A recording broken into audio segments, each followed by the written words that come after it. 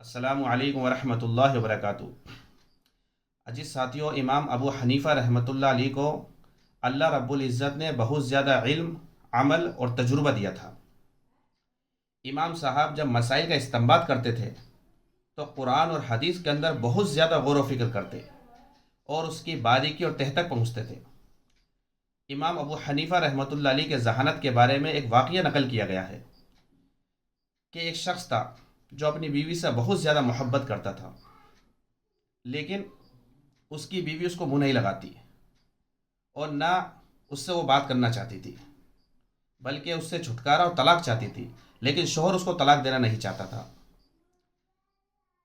ایک مرتبہ میاں بیوی دونوں بات کر رہے تھے تو بیوی نے کچھ کہا، پھر شوہر نے بھی اس سے کچھ کہا تو بیوی چپ ہو کر بیٹھ گئی۔ شوہر نے خوب بلانے کی کوشش کی مگر وہ نہیں بولی، تو شوہر نے کہا کہ اگر تو مجھ سے نہیں بولی صبح صادق تک تو تجھے طلاق ہے۔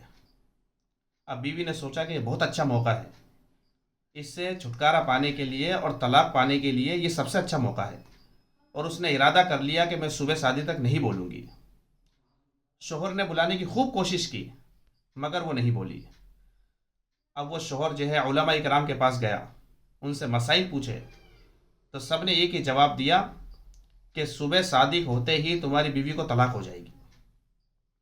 آخر میں وہ شخص امام ابو حنیفہ رحمۃ اللہ علیہ کے پاس گیا۔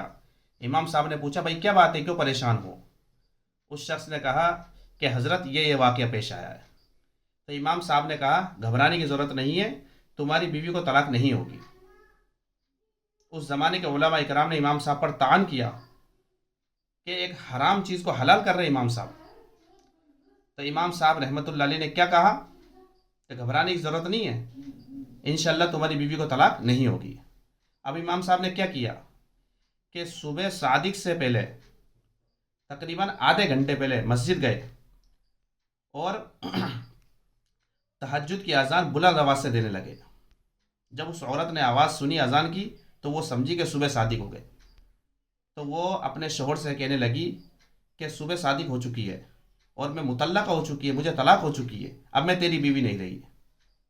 جب تحقیق کی تو پتہ چلا کہ یہ صبح صادق کی اذان نہیں بلکہ تہجد کی اذان ہے، ابھی صبح صادق ہونے میں آدھا گھنٹہ بچا ہے۔